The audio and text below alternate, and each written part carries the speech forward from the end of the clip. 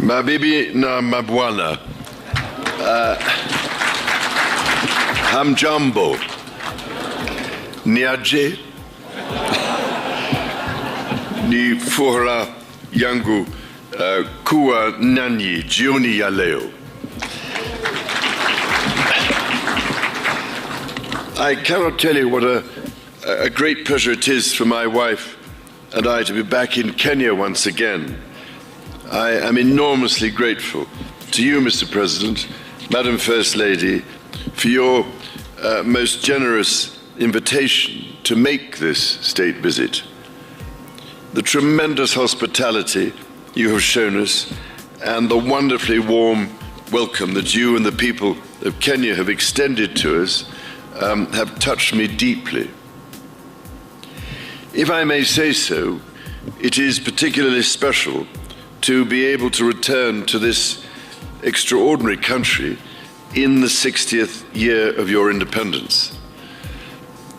Today, Mr. President, you and I stood by the mighty Mugumo tree, which marks the spot where almost 60 years ago the Kenyan flag was first raised. It seemed to me that the tree is thriving, strong and deeply rooted, just as this great republic and her people continue to thrive.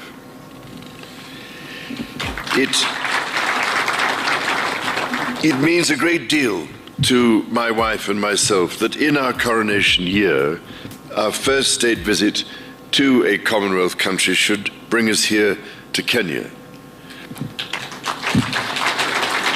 We both take considerable pride in renewing the ties between the United Kingdom and Kenya, a country that has long held such special meaning for my family. Najisikia kama niko nyumbani.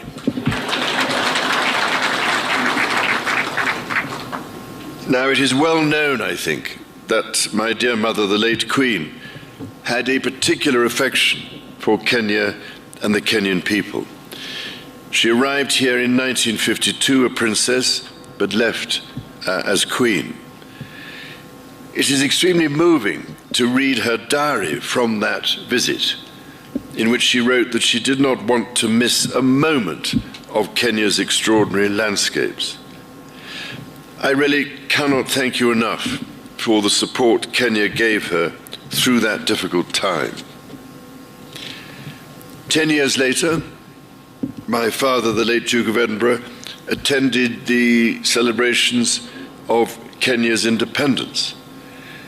To mark the occasion, Her late Majesty wrote to President Jomo Kenyatta to convey her sincere hope that with God's guidance, Kenya would prosper and that her people would have peace and contentment in full measure.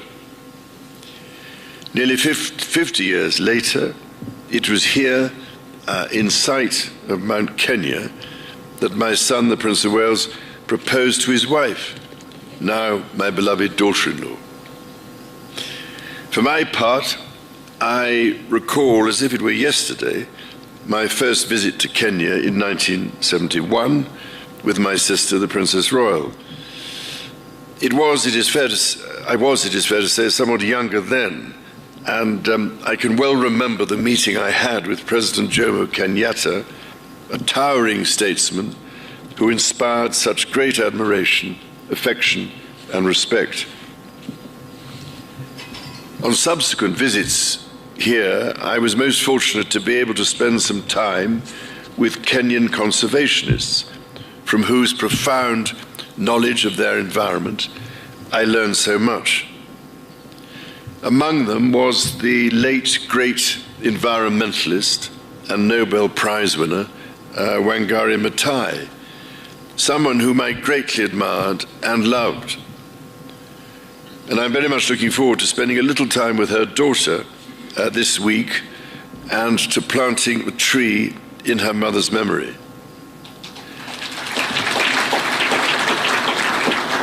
As Wangari Maathai said, when we plant trees, we plant the seeds of peace and seeds of hope. We also secure the future for our children. This is a sentiment that, as avid dendrophiles, lovers of trees, I know, Mr. President, that you and I share. Indeed, having been planting trees for most of my life, I thought I was doing rather well. But your ambition to plant 15 billion trees makes me look rather more critically at my own efforts. Ladies and gentlemen, my own and my family's special connections to Kenya are but one example of the myriad links between our two countries. The British people hold a deep affection for Kenya and visit in their tens and even hundreds of thousands every year.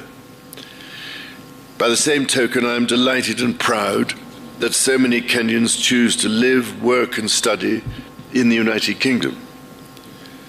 Before travelling here, my wife and I held a reception in London to celebrate the invaluable contribution of Kenyans and British Kenyans to almost every field of British life, from the arts to medicine to academia. I was as touched by their affection for the United Kingdom as I was immensely grateful for what each of them brings to my country. It is the intimacy of our shared history that has brought our people together. However, we must also acknowledge the most painful times of our long and complex relationship. The wrongdoings of the past are a cause of the greatest sorrow and the deepest regret. There were abhorrent and unjustifiable acts of violence committed against Kenyans as they waged, as you said at the United Nations, a painful struggle for independence and sovereignty. And for that, there can be no excuse. In coming back to Kenya, it matters greatly to me that I should deepen my own understanding of these wrongs and that I meet some of those whose lives and communities were so grievously affected. None of this can change the past, but by addressing our history with honesty and openness, we can perhaps demonstrate the strength of our friendship today.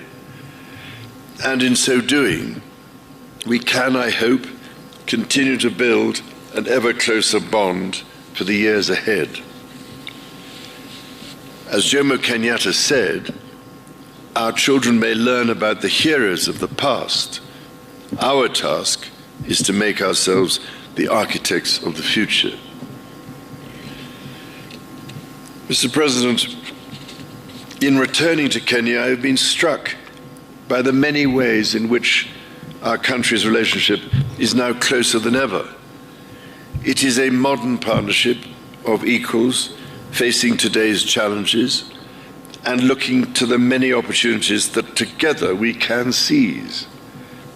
Whether by using the King's Cross regeneration as a model for the Nairobi railway city, or by learning from Kenya how the blue economy can really work for local communities, all of you here this evening and across our countries deserve our gratitude for your ceaseless work to realize our joint ambitions.